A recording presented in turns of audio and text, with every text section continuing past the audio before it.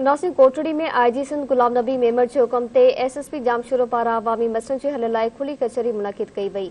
इन हवाले सां तफ़सीलदार रिफ़ाही एजाज़ मुगल पंहिंजी हिन रिपोर्ट में नाज़रीन, आईजी सिंध गुलाम नबी मेमन की ख़ुसूसी हिदायत ते ज़िले जामशोरे में भी एसएसपी जामशोरो इमरान कुरैशी की सरबराही में कोटड़ी के साइड थाने ते आवाम के लिए खुली कचहरी जो इनकाद किया हुआ है। इन खुली कचहरी में कोटड़ी जामशोरो और भरपासी के मुख्तलिफ़ इलाक़नि का वॾे अंग में सियासी समाजी तोड़े शहरनि पिणु शिरकत कई है।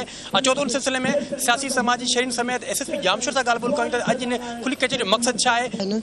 उहे बदमनी त असां वटि एॾी वधी वई आहे हद खां वधीक।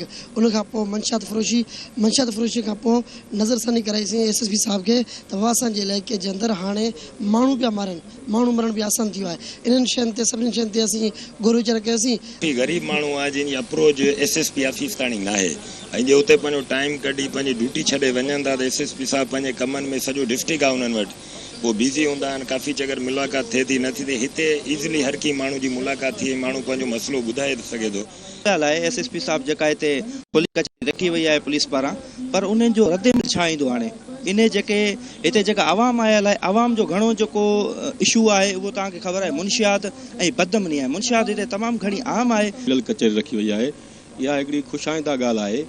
असां हिते ज़िम्मेवार जेको सो फ़र्द आहियूं। असीं पुलिस जे एसएसपी जे साहब जे अॻियां जेको तव्हांजा मसइला रखियासीं। हिकु त थाणनि ते नफ़री तमामु घटि आहे, ॿियो ॾोहनि में तमामु वॾो वाधारो थी वियो आहे। पुलिस कुझु जेके सुस्त ऑफिसर आहिनि उन्हनि जी बि शिकायत ज़रूरु कईसीं। एसएसपी साहब जो ही इंतहाई जेको आहे बेहतरीन कदम आहे ऐं ही ज़रूरतमंद कदम आहे जो पुलिस पब्लिक प्लेस में अची वई आहे, जिथे जेको आहे पुलिस ते क्रिटिसाइज़ बि थिए पई, पर पोइ उनमें ॿुधण जी ज़रूरत आहे ऐं हिननि खुलियुनि कचहरियुनि सां कुझु न कुझु आवाम खे जेको आहे रिलीफ मिलंदो ऐं मां सम्झां थो अहिड़ियूं खुलियूं कचहरियूं वक़्तनि ब वक़्तनि थियणु खपनि। में असांजे मंशियात के खिलाफ़ जेका रड़ आहे उन ही ते ॻाल्हियूं थींदियूं ऐं उन सां गॾु ज़ाहिरी ॻाल्हि आहे स्ट्रीट क्राइम हिकिड़ो आहे। उन हिसाब सां जेके आहिनि हिते मुख़्तलिफ़ शिकायतूं साम्हूं आयूं आहिनि। कुझु स्पेसिफिक शिकायतूं हुयूं, कुझु जनरल शिकायतूं हुयूं। मुख़्तलिफ़ पार्टीज़ जा जेके ऑफिस बेरर बि हिते आयल हुया उहे नोट कयूं अथऊं।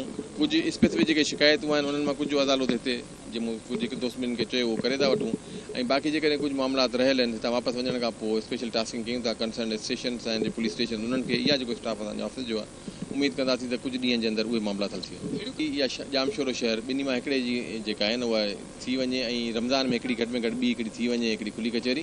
पोइ हाणे जामशोरो हुन जे लाइ सिलेक्ट थिए शहर या कोटड़ी शहर सिलेक्ट थिए तव्हां सां वरी शेयर कंदासीं।